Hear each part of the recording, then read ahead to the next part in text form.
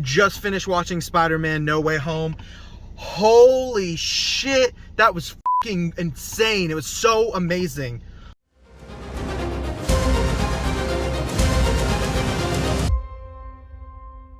Welcome to Fanatic Now.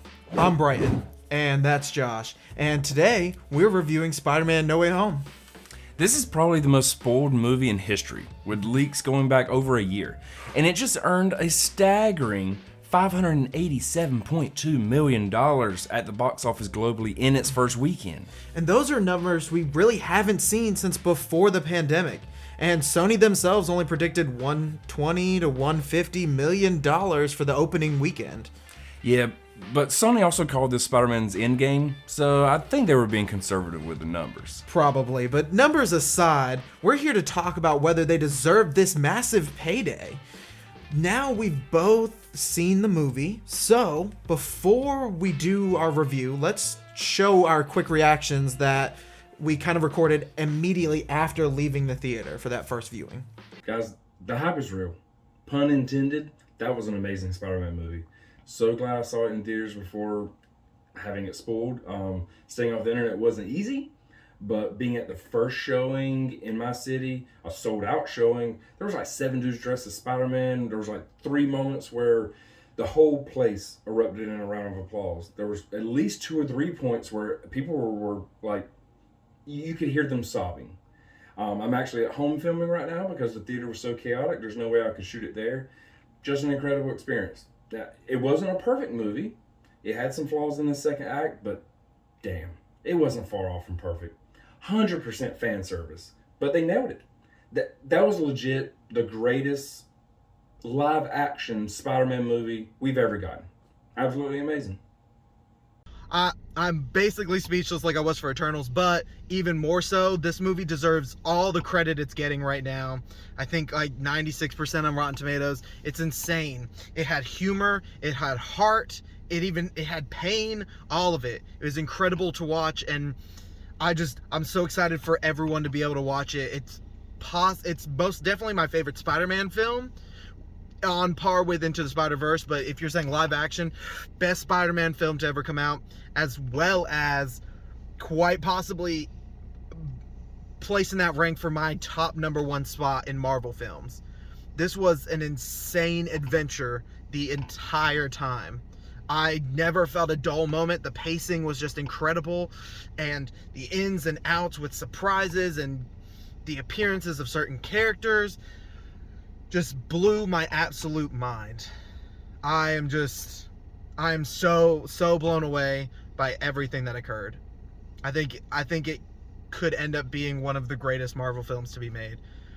So yeah, the end credit was a little sketch for me. The post credit, there was actually a leak about it several months ago, but overall, I was really hoping I couldn't believe it. I didn't believe it because I really want Tom Hardy as Venom, and we could probably still get Tom Hardy as Venom, just a different Tom Hardy, as more of like a variant Tom Hardy. But we'll have to see how that goes. Other than that, enjoy the rest of the video. I think it's safe to say we both loved the movie. I absolutely loved Spider-Man No Way Home. That's my review. No, sit back down. Nah, yeah, just kidding. This is actually a really difficult movie for me to review because I loved it so much, but I have to make sure that I'm not a prisoner of the moment. There's a lot of hype surrounding this movie, so I'm actually going to be the one to step away and let you give your review first. All right. So many aspects of this movie worked, and while it had flaws, the good stuff was so good that they straight up gave me Peter tingles many times. Now, that's something that director Jon Watts never gave me in the first 2 films. I've said this before, that while I enjoy Tom Holland in the role a lot, I think he's a perfect choice. The first 2 films never fully felt like proper Spider-Man storylines to me. As a huge fan of his comics, and of the MCU, what I want from all comic-based movies is for them to embrace the characters and story arcs of the comics while giving us a fresh take on them through live action. Something that the MCU has nailed time and time again. But Jon Watts, in my opinion, has fallen short in doing. Think of every major Spider-Man storyline in the comics, and you'll see that Peter Parker fails at everything he tries to do. He's a moral compass, always trying to do the right thing, but constantly screwing up along the way. In the end, he uses his superpowers along with his ethical integrity to right his wrongs for the betterment of everyone around him, even at the detriment of what's best for himself. Well, John Watts finally did this, and he did it big time. No Way Home provides this Spidey-esque story arc to perfection. That being said, not everything was perfect, especially the second act. There were some odd editing choices on top of some weird pacing that hinders the middle of the movie. With the pacing, I'm not so sure Sandman and Lizard were really needed. Lizard brought very little importance to the film, and while I was super excited to have Thomas Haden Church back as Sandman, and he did have some good moments upon arrival, I feel like you got the same movie if he wasn't there. Now, this didn't ruin anything for me, and props to Jamie Foxx's excellent acting because his fun banter with these other characters is probably what prevented it from feeling overstuffed. It may sound like I'm nitpicking, and that's because I am. Let's be honest, the faults didn't ruin the movie. Tom Holland was at his finest. Benedict Cumberbatch is always brilliant in everything he does. Zendaya was really great. After, in my opinion, MJ kind of feeling flat in the first two films, not here. Marisa Tomei acted the hell out of her death scene. Jesus.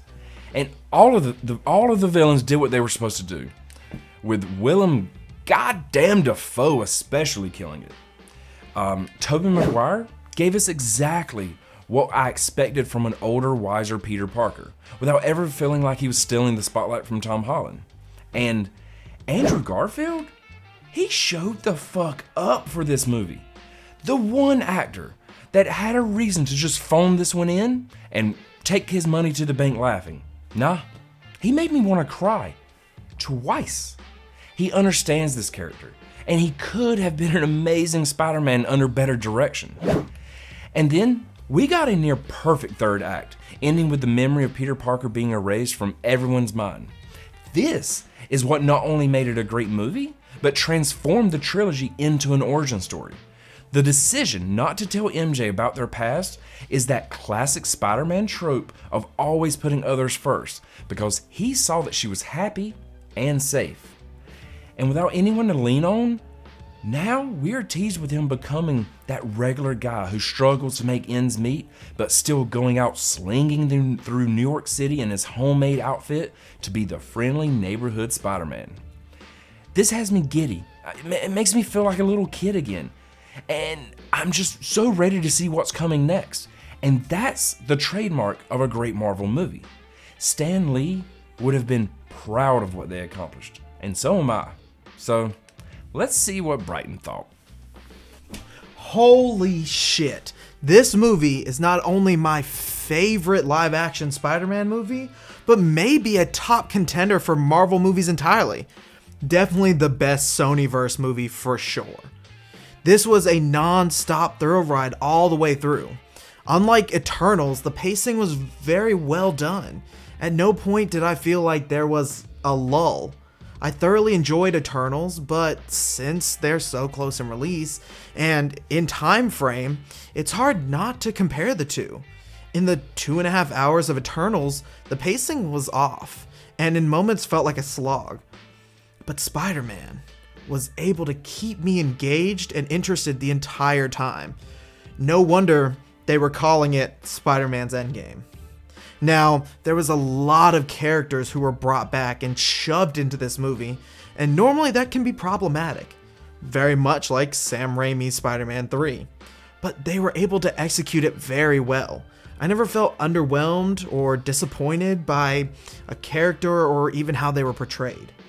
The comedy didn't feel forced. I felt like it kind of organically flowed between each of the characters. I was glad to have these lighthearted moments because it helped when they eventually ripped my heart from my literal chest later. Even though the death of Aunt May and everyone forgetting Peter hurt, it felt necessary for that fresh start for Spider-Man and gives him a chance to stand on his own 2 feet, which we really haven't gotten in this first trilogy. Above all else, I loved how they still kept Peter. His awkward, caring self still shone through the entire movie. Well, at least until the very end, but luckily he had Peter too to keep him from making a regrettable moment. I know I'm giving a lot of hype to this, so I probably should find some negatives, but this movie fully deserves this hype. But again, it's not the perfect movie. There were a few directions they took that kind of left me a bit, kind of like the Ned being magic just coming out of left field. Some effects and some acting moments weren't the greatest, but nothing so notably that I think it drastically affects the movie. Overall, this felt like the ultimate coming of age, telling how a young man who, through so many trials and tribulations, was able to accept full responsibility and handle what needed to be handled.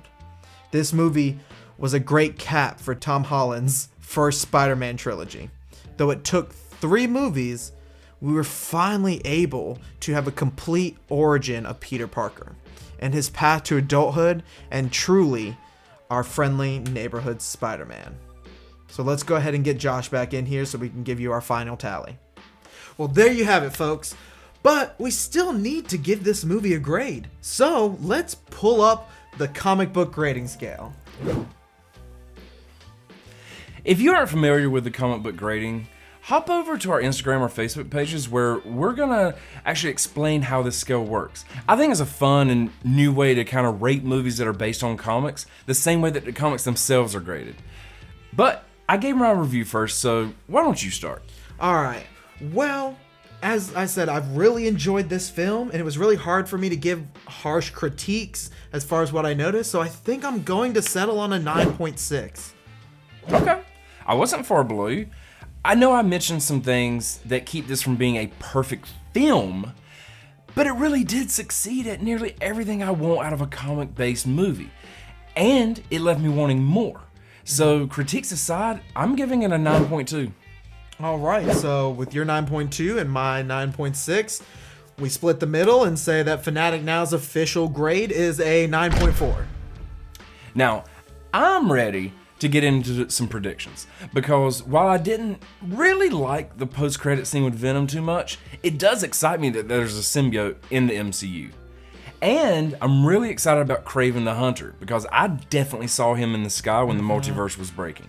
Well, you know I'm always ready to talk about some Venom. And we got some awesome Multiverse of Madness footage after the credits. But let's save all of that for our next video. You never let me have any fun. Nah. Let's just come back to it and make a whole separate video about our predictions. I hope you've enjoyed this, and hopefully we want to know what you think. So please comment below how you would grade Spider-Man No Way Home, and let us know what you think of is going to be next for Tom Holland. And if this is your first time here, please smash that subscribe button. Thanks for putting up with Josh. Until next time. Later, Fanatics.